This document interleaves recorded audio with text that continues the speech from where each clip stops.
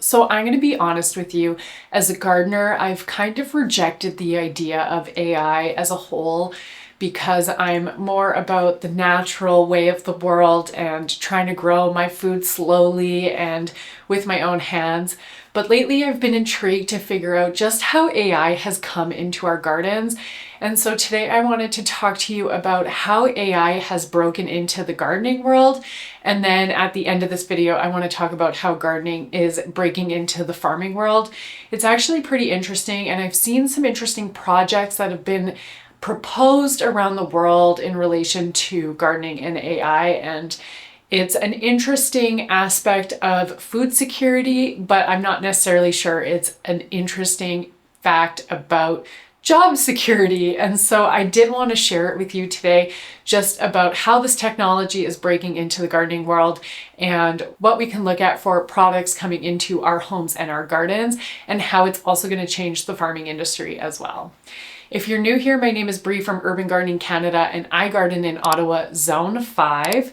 I'm not a huge tech person, but I did find these new products interesting, and I actually have written a blog article on it as well. So if you wanted to check out the article and read a little bit more about it and click on some of the companies that I'm going to be mentioning in this video, you can find that in the description below. So I want to start with how AI has found its way into our homes and our gardens here.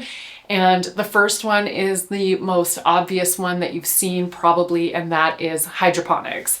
And so there's quite a few different hydroponic systems out there, and these aren't technically AI, but there are now some countertop hydroponic systems that have notifications on them if the water level is low in your system or the nutrients are low. And so really that's where the technology is advancing. So you can watch old school videos of M.I. Gardener where he is doing hydroponics in his basement with a Tupperware and some foam sheets, and that's how he's holding his plants up. And so really that's not AI, but it's progressed a long way from there, where you can buy ones that have lights that turn off and on their own. They'll tell you when the nutrients have to be changed or when the water has to be changed. And so this is an interesting development that just helps to make it a little bit more foolproof when you're trying to grow your own food inside. And so there's quite a range of hydroponic systems out there, from small countertop ones to full 6-foot tall towers that you can be getting. And there's also one that's inside of an egg that you could be growing inside of. It's quite large.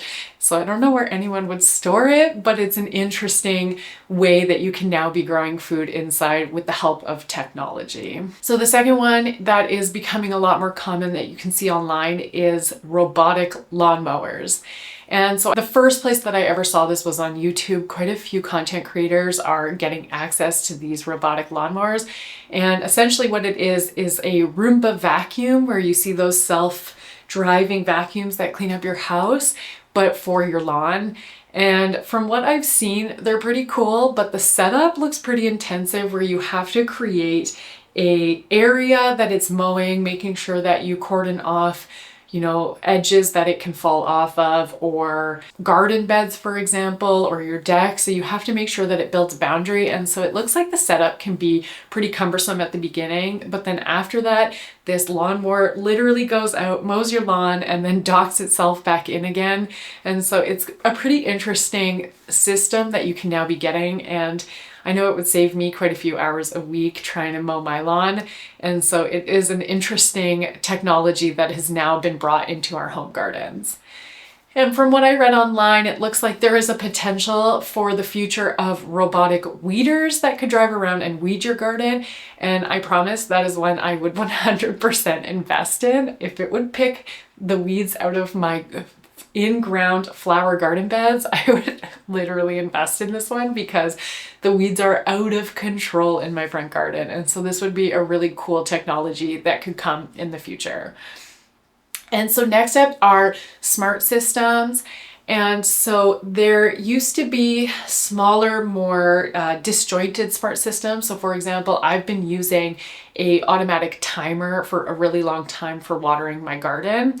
And so these timers are amazing because you can set it up to water every second day for 15 minutes. at 7 o'clock in the morning, so I can be laying in bed and I can hear my water going off, knowing that my garden is being watered while I haven't even gotten up yet. And so I definitely love that, but it's gotten so much bigger now. So there are sensors that can get put into your soil, so that way the sensors can detect nutrient levels, they can detect how dry it is and if you need to be watering. And these systems can now be set up through your smartphone in order to be able to water your garden. And not only that, they can set up lights around your garden to turn off and on. And I think it's a pretty cool idea to have these soil sensors out there that can tell you if you are low on nutrients in your garden, because I think that between watering and nutrients, those are probably two of the hardest things that new gardeners have to experience, and even seasoned gardeners. We can easily get a handle on watering, but sometimes the nutrients can really throw you off. So to have access to these sensors that can now help identify what's going on in your soil means that you can have a way better garden and have a more productive garden. And so right now, the only full AI system that I've seen online is from a brand called Gardena. I don't own this system and I'm not sponsored by them. It's just the only AI system that I've seen online, at least here in Canada, that has that full system, including the robotic lawnmower. All right, so the next one are plant apps. And these have been around forever, and these specifically are the plant apps that can identify plants for you. So if you're out on a walk and you see a pretty flower in the forest, you can scan it with this app and it's going to tell you what type of plant it is. But there's a new one out called Plantix, and this one is specifically made to help you identify problems with your plants, and I think this is incredibly cool. And so on the app, there's a long list of different vegetables that they have, and from what I've read on reviews on the App Store, it seems like they're adding more vegetables as they go along and accumulate this data. And so what you do is you take a picture of your plant with this app, and it should be able to identify what the issue is, whether it's a pest or a disease. And unfortunately, it's March here, and so I don't have access to a garden in order to test this app out. But the theory behind this app is that you can now identify common issues, whether it's nutrient deficiencies or a pest or a disease issue. And to me, this is a really cool one because this is a lot harder for us gardeners to be able to identify. So before I get into the industry-related AI technology, I wanted to mention that I have a newsletter that I send out twice a month. If you're interested in joining it, I talk about different topics in every single newsletter, whether it's teaching you more about chickadees or more about garden nutrition or a garden journal. There's a new topic every single newsletter that I include in there, and I also give information on what's new on my blog, what's new on YouTube, and a lot of times I'll give a long range forecast or some garden tips that you could be doing in those 2 weeks between the newsletter.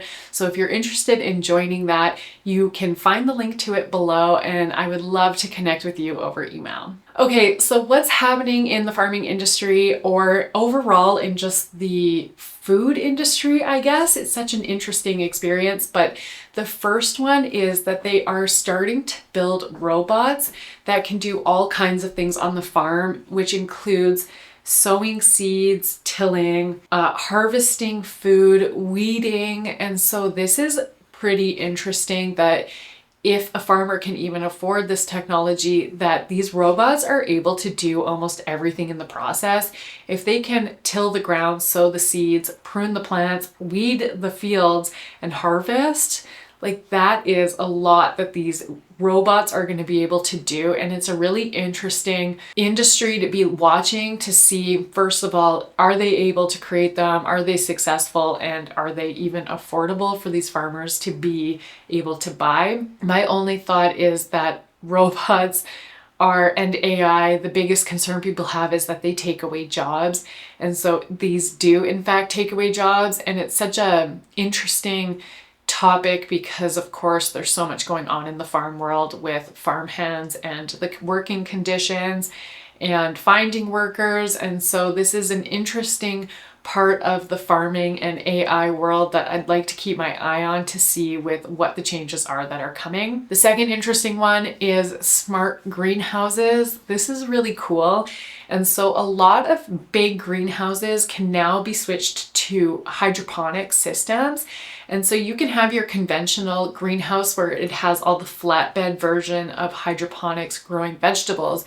but they're also now creating vertical hydroponic greenhouses where instead of the pipe being flat and taking up a lot of floor space, they're going vertical and growing a lot of food so you can pack a ton of food into small spaces. And so all of these systems are on nutrient water, which means that there's no issues with having to change the soil, and they can be using a pump to just be pushing the water and nutrients through all of these different plants and being able to harvest them, which means that we can get a lot more food in a lot smaller space. And the other interesting thing about these smart greenhouses is that they're also able to put them on a timer. So this means that they can have the water and nutrients being changed and pumped at certain times. They can be changing the lighting because different light spectrums tell plants whether it's time to flower and produce fruit or not. So they can be changing the lights from red to blue inside of the greenhouse or from blue to red. And then also if the sun reaches a certain point in the sky, it'll know to close off the roof and put shade cloth across the roof of the greenhouse, making sure that none of the plants burn and that it keeps them nice and shaded, as well as controlling the temperature inside of these greenhouses. And it's just such an interesting thing that this AI and technology can help us grow a ton of food in a small space with few people, so that way we can produce that much more food in a smaller space. And this is really good for people in terms of food security. And so I'm really looking forward to watching as these smart greenhouses progress along in their technology and what's being done. Okay, and so the final thing that I saw on a YouTube video a few months ago or maybe a year ago that I think is just so cool is something called a farm scraper. And so there is a tower being built in China. I can't remember which city it's being built in, but I'm gonna very incorrectly pronounce the name, but it's Jianmu Tower, and I'll write it down at the bottom so you guys can look it up. And so it's going to be considered a farm scraper, whether I'm hoping it gets built, and I'm really curious to see how this goes. I think that the finish date was supposed to be like 2040 or something. If it's wrong, I'll put the real date here. And what it is it's a glass building that in between the walls, they're doing hydroponics, and they're going to have robots that, like a vending machine, can move along and harvest things, whether it's vertical or horizontal, and be able to grow food. So you're inside the building, walking around, looking out the window to a full hydroponic system of food growing up a skyscraper. So it can be, didn't look at how tall the building was. I'll put it here. And so it's going to be this tall skyscraper that's going to be growing food. And this is, again, another really interesting way that technology and food growing is being combined together, where you have these green cities, but instead of growing the plants on the outside of the building to help reduce the heat that's being reflected off these buildings, you're actually going to be growing food inside this building. So that way, even if it can feed the residents inside the building, this is such an interesting thing of mixing cities and farms together. And I just thought it was a really cool project when I watched it. And so that's everything for today's video. I hope you enjoyed it and found it interesting, all the new technology that's finding its way into the gardening world. If you did enjoy this video, make sure to give it a thumbs up, subscribe to the channel, and check out this video here. Bye.